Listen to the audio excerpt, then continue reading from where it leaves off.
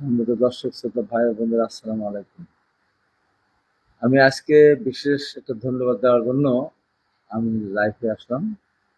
সেটা হলো আমাদের বাংলাদেশের নতুন প্রধানমন্ত্রী, এই পৃথিবীর সবচেয়ে সৌভাগ্যবান সন্তান, যার বাবা দেশের রাষ্ট্রপতি ছিলেন, মহান স্বাধীনতা ঘোষক ছিলেন, সেনাপ্রধান ছিলেন, যার মা 3 বার প্রধানমন্ত্রী ছিলেন। এই পৃথিবীতে সম্ভবত এই প্রথম যে বাবা মা প্রধানমন্ত্রী, রাষ্ট্রপতি, তার সন্তান প্রধানমন্ত্রী হলেন। এই পৃথিবীতে প্রথম হলো। এর আগেও ওনাকে আমার সৌভাগ্যবান সন্তান বললাম এই কারণে, তখন বাবা মা প্রধানমন্ত্রী, রাষ্ট্রপতি, সেনাপ্রধান, sector commander, forces commander, Bir Uttom, এরকম উপাধিধারী পৃথিবীর কোনো সন্তান কেউ হওয়ার সুযোগ পায়নি। এবার উনি নিজেই প্রধানমন্ত্রী হলেন। সেই সাথে আজকে বিশেষভাবে আমি লাইভে আসলাম যে ওনার কয়েকটা যুগান্তরের সিদ্ধান্ত। যে ওনার গাড়ি বহরে আগে 13-14টা গাড়ি থাকতো, প্রধানমন্ত্রী গাড়ি বহরে, সেটা উনি কমে মাত্র 3-4টে গাড়ি রাখার সিদ্ধান্ত নিয়েছেন।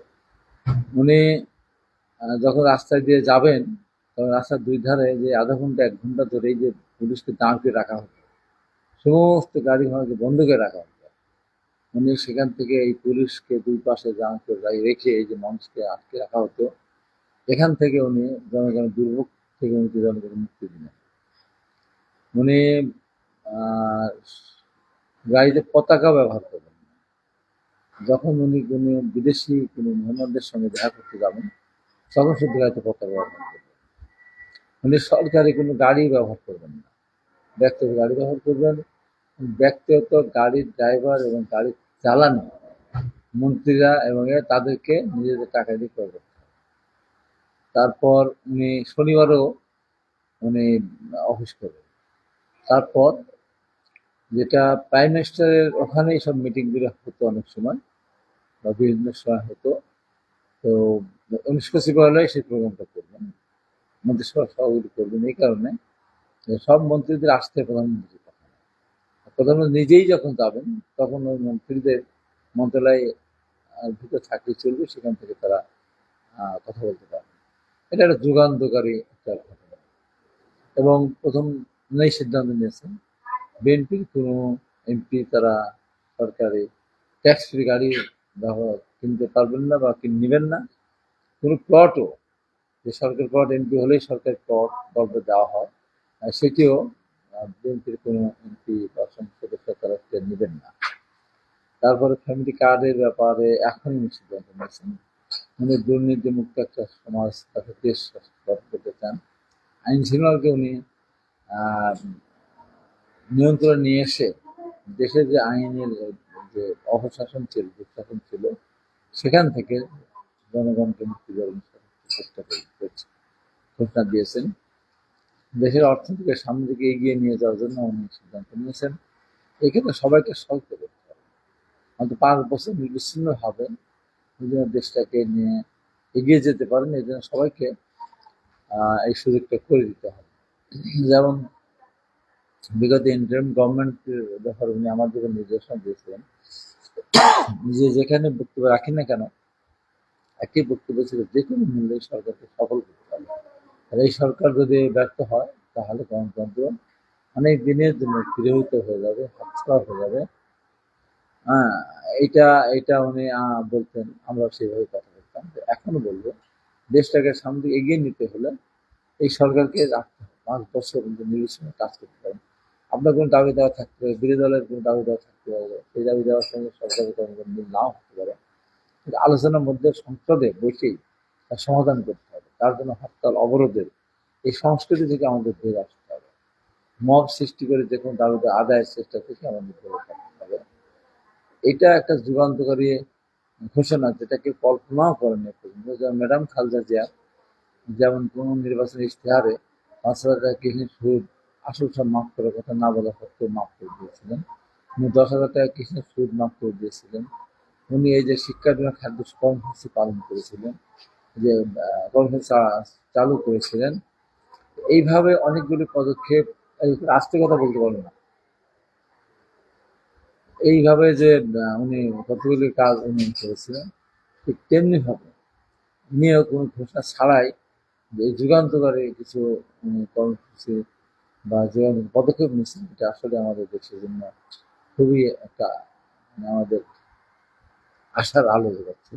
উনি বিদ্যুৎ সেক্টর এবং আপনার কৃষি ক্ষেত্রে যে সমস্ত কৃষকদের কিভাবে সামনের দিকে নিয়ে ফসল ন্যায্য মূল্য দেওয়া যায়, এই সমস্তগুলি ওনার পদক্ষেপের মধ্যে আছে। একটি দেওয়ার ভিতরে অনেক কিছুই আছে, যেমন হেলথ কার্ড আছে, কৃষি কার্ড আছে, ফ্যামিলি কার্ড আছে, এগুলো আছে।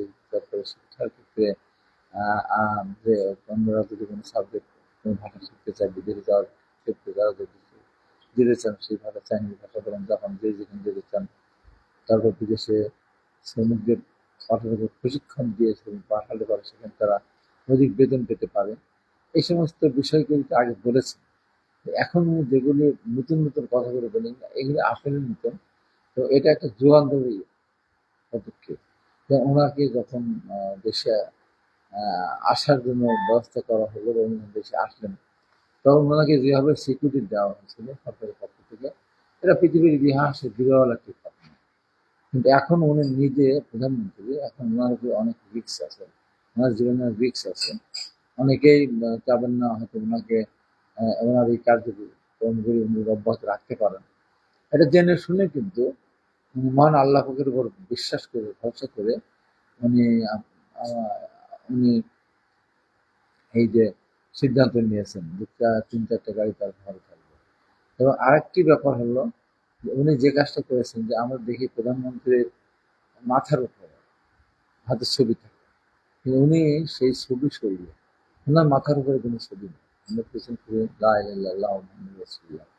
এই যে সমস্ত যুগান্তকারী ইতিহাস কিছু পদক্ষেপ নিচ্ছে, সেই জন্য ওনাকে বলবো যে এইটা একটা, ওনাকে অবশ্যই এই ধন্যবাদটুকু দেওয়ার জন্য ওনার এই মহান উদ্যোগকে স্বাগত জানানোর জন্য মূলত আমার আজকে লাইফে আসা। আমি মনে করি যে ডাক্তার ওয়াহাব অনেকদিন পর একটা নির্বাচনকে আমি স্বাগত জানাচ্ছি। যদিও ডাক্তার ওয়াহাব আমার ওখানে কিছু সমস্যা হয়েছে, সেটার পরেও আমি বলবো যে স্বাভাবিকভাবে সরকার তার আসল যে কাজকে নির্বাচন করা, সেই কাজটা শুরু করেছেন। এখন সবার সুযোগ এসেছে, আমাদের সবার এখন করতে হবে ওনাকে সহযোগিতা করা।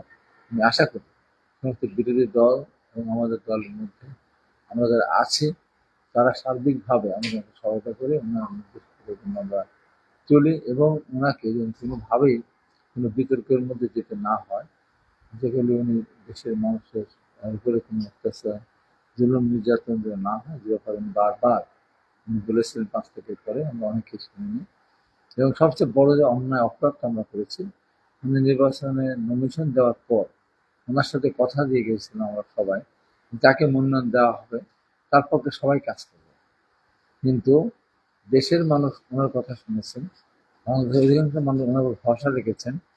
আমরা যারা বিএনপি করি, তারা ওনার কথা না শুনে আমরা বিদ্রোহী প্রার্থী হয়েছিলাম অনেকেই অনেক জায়গায়।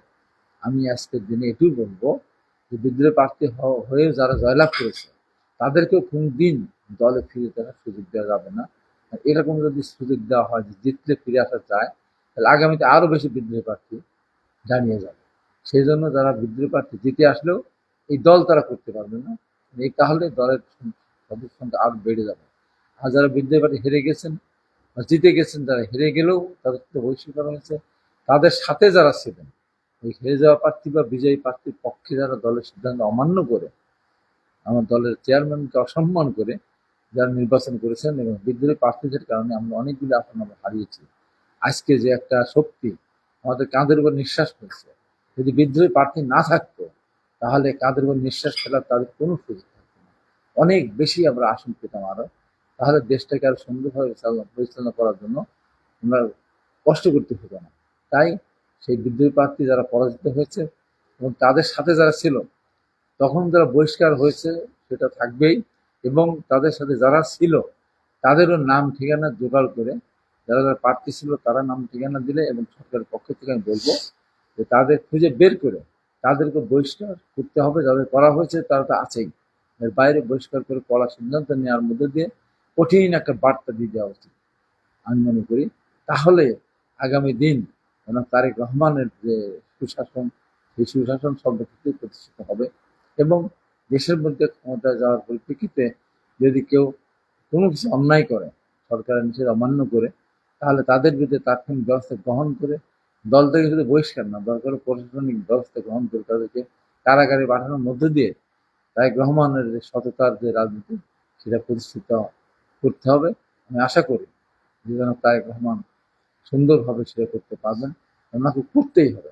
তার কারণ এই পৃথিবীর যেহেতু সৌভাগ্যবান সন্তান উনি, এই দেশটা ওনার হাত দিয়ে এমন একটা পর্যায়ে উন্নীত হবে যে সারা পৃথিবী দেখবে যেন হ্যাঁ, পৃথিবীর সবচেয়ে সৌভাগ্যবান সন্তান পৃথিবীর একটা দেশকে, একটা দুর্নীতি যে পরিপূর্ণ একটা দেশ ছিল, অপশাসন দুঃশাসন ছিল, ভোটারবিহীন একটা সংস্কৃতি ছিল, সেই দেশটাকে তারেক রহমানের নেতৃত্বে একটা উন্নতিশীল এবং সুশাসন এবং একটা গণতান্ত্রিক দেশ হিসেবে বৃষ্টির বুকে মাথা হিসেবে দাঁড়িয়েছে।